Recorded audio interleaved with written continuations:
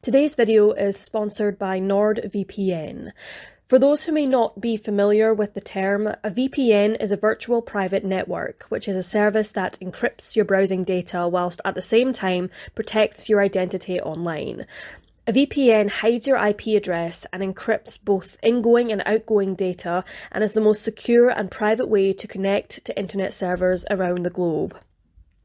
NordVPN has over 5,500 servers across 60 countries and is highly recommended by leading tech experts at sites such as Wired, The Huffington Post, Forbes, BuzzFeed and TechRadar. You can access other content, for example on Netflix, that isn't available in your region or country, and you can have up to 6 simultaneous connections.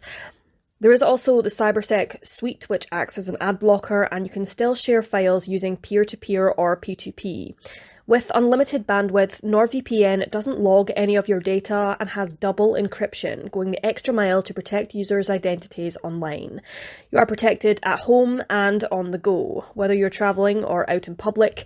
NordVPN is available on Windows, Mac OS, Linux, iOS and Android devices, as well as a Chrome extension.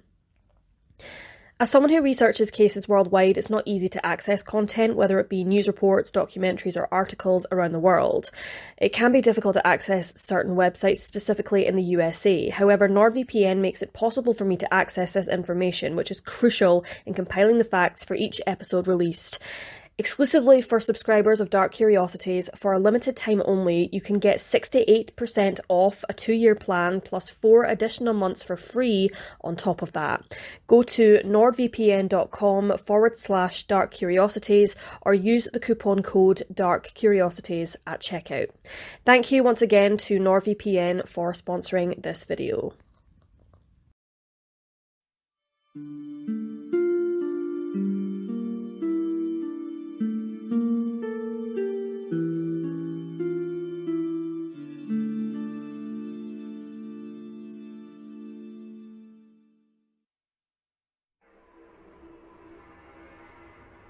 "11 miles from Missouri City at 210 Highway and Boyer Road, located north of the Missouri River, human remains were recovered in a field near Cooley Lake, Clay County on the 18th of April 1985.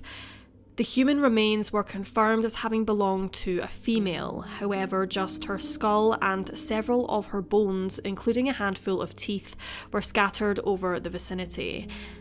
At first, it was thought that the remains belonged to a Caucasian female. However, further testing carried out by the Center of Human Identification, located at the University of North Texas, confirmed that the unidentified decedent was of African American or biracial descent.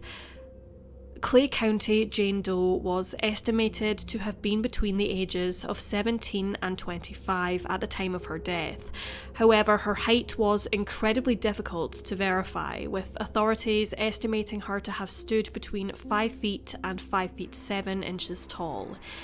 She was presumed to have had brown hair, however her eye colour and weight could not be determined due to the decomposition of Jane Doe's remains. Her teeth were analysed and it was discovered that she had some untreated cavities, and there was notable decay on her upper incisors which would have been visible when Jane Doe spoke in life. Examinations found that she had enamel hypoplasia, which originated from a fever. A post-mortem examination was conducted, and it was believed that Jane Doe had passed away between 1 month and 1 year prior to her remains having been found. It was clear that Jane Doe had been victim of a homicide and had died due to several gunshot wounds which were found in the victim's skull. No personal items or clothing were found at the scene, with authorities only recovering a tortoiseshell comb. However, it is unconfirmed whether it belonged to Jane Doe. Decades passed with the case going cold. However, the police canine unit from the Missouri Search and Rescue Organisation carried out an operation in the autumn of 2015 within the field where Jane Doe was found. No further news came of this, and it is not known whether any evidence or items of interest were collected. In October of 2016, an updated composite image of Jane Doe was released to the public from the National Centre for Missing and Exploited Children. A person contacted authorities and believed that Jane Doe may have used the name Darlene and was a mother of 2 children and lived in Kansas City, Kansas. The person who made the tip recalled that she occasionally travelled with the woman, who had been employed at an envelope company in the Northland. NamUs has listed several women who have, as of November 2020, been ruled out as being Jane Doe but remain missing people. Shonda Renee Greene, last seen on the 15th of October 1983 in Washtenaw, Michigan, at the age of 13. She had a history of running away from home, and investigators believe that she ran away of her own accord. However, she has never returned home. LaRonda Marie Bronson, aged 18, who disappeared on the 19th of November 1982 from a bus stop in Portland, Oregon. 19-year-old mother of 3, Kimberly LaWanda Carter, who vanished from Kansas City, Jackson County, Missouri, on the 5th of July 1984. Tammy Wilkinson, also of Kansas City, disappeared from her sister's residence in South Chelsea Street on the 21st of June 1984, aged 19. Karen Louise Wilson, aged 22, who vanished under mysterious circumstances from Albany, New York on the 27th of March 1985. New York native Judith Erin O'Donnell, aged 19, who went missing on the 30th of November 1980 from Baltimore, Maryland. 20-year-old Tracy Lynn Ramsey, who was last seen on the 30th of November 1984 from Jackson County, Missouri. Mary Georgine Lang, age 31, who went missing from Ellis, Kansas on the 21st of October 1983.